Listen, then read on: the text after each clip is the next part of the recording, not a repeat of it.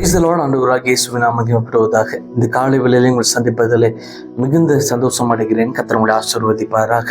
இந்த நாளிலும் கர்த்தரோடு கூட பேசியிருக்கிற ஒரு வேத வசனராக நம்ம சிந்தைகளை திருப்ப வேதத்தில் தானியேலின் புஸ்தகம் அதிலே 3வது அதிகாரம் அதில் 17 வசனம் அழகாய் சொல்லப்பட்டிருக்கிறது. நாங்கள் ஆராதிக்கிற எங்கள் தேவன் எங்களை தப்புவிக்க வல்லவராய் இருக்கிறார். அவர் எரிகிற அக்னி சுளைக்கும் ராஜாவாகிய உம்முடைய கைக்கும் நீங்களாக்கி விடுவிப்பார். எனக்கு அன்பான தேவ பிள்ளைகளே, தேவ மனுஷராகிய சாத்ராக் மேஷாக் ஆபேத்நேகோ சொல்றாங்க, நாங்க ஆராதிக்கிற, நான் நம்புகிற என் தேவன் இந்த அக்னி சூளையிலிருந்து என்னை தப்புவிக்க வல்லவரா இருக்கிறார். பல நேரங்கள்ல நம்முடைய வாழ்க்கையில சில அக்னி சூளை போல, சில 7 மடங்கு எரிகிற அக்னி போல நம்முடைய வாழ்க்கையில சில சூழ்நிலைகள் வரும். அதில் தப்பித்துக் கொள்வதற்கு வழியே இல்லாதது போல இருக்கும். சில நேரங்கள் அந்த பிரச்சனைகளுக்குள்ளே உழுவது போல நம்ம வாழ்க்கை இருக்கும். ஆனா தேவ பிள்ளைகளுடைய இருதயத்தில் ஒரு விசுவாசம் இருக்கணும். அதுல 4வது ஒரு நபராய் என் தேவன் அந்த இடத்துல உலாவிக் கொண்டு என்னை காப்பாற்று, அவர் சர்வ வல்லமை உள்ள தேவனா இருக்கிறார் என்று விசுவாசம் இருக்கணும். பல நேரங்கள்ல ஆண்டுடைய வல்லமை குறித்து நம்ம ரொம்ப குறைச்சு மதிப்பிடுறோம்.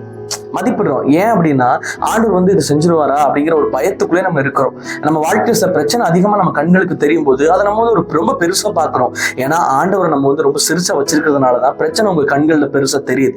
ஆனா தேவ மனுஷனாகி இந்த பிள்ளைகளுடைய வாழ்க்கையில பாருங்க, நாங்க ஆராதிக்கிற தேவன் எங்களை தப்பு வைப்பாருங்க. அந்த விசுவாசம் உங்களுக்குள்ள இருந்துச்சு. 2வது வசனம் சொல்லப்பட்டிருக்கு, நாங்க எங்களை தப்பு வைக்கிறாரோ இல்லையோ, ஆனா அதுக்கு முன்னாடி நான் நிற்க மாட்டேன். ஏன்னா எங்களுக்கு தெரியும், எங்களை தப்பு வைக்கிற ஒரு தேவன் எங்க கூட இருக்கிறார். பல நேரங்கள்ல சில அக்னி போன்ற சூழ்நிலைகள் உங்களுக்கு முன்பதாக நிற்கலாம். உங்க விசுவாசத்தின் பாதையில நீங்க ஒருவேளை முன்னேறி போக விட முடியாதபடி சில செங்கடல்கள் நிற்கலாம், சில எரிகோகள் நிற்கலாம், சில யோர்தான்கள் நிற்கலாம். பாருங்கள், யோர்தான் ஒருவேளை யோர்தான் போல சில காரியங்கள் நிற்கலாம். ஆனா ஆண்டு சொல்றாரு, விசுவாசத்தோட நீங்கள் காலடி எடுத்து வைங்க, அது யோர்தான் பின்னிட்டு திரும்பி உங்களுக்கு வழி கொடுக்கும். எந்த விசுவாசத்தோட? கர்த்தரை நான் ஆராதிக்கிறேன், அவரை என்ன காப்பாத்துவாரு, இதுல நான் மூழ்கி போக விட மாட்டார். ஏன்னா நான் ஆராதிக்கிறவர் சாதாரணமானவர் அல்ல, அந்த யோர்தானிலும் பெரியவர், அந்த அக்னியிலும் பெரியவர் விசுவாசம் உங்களுக்குள்ள இருக்கும் அப்படின்னா அந்த காரியங்களை கடந்து போக மட்டும் உங்களை எந்த தீங்கும் அணுகாது.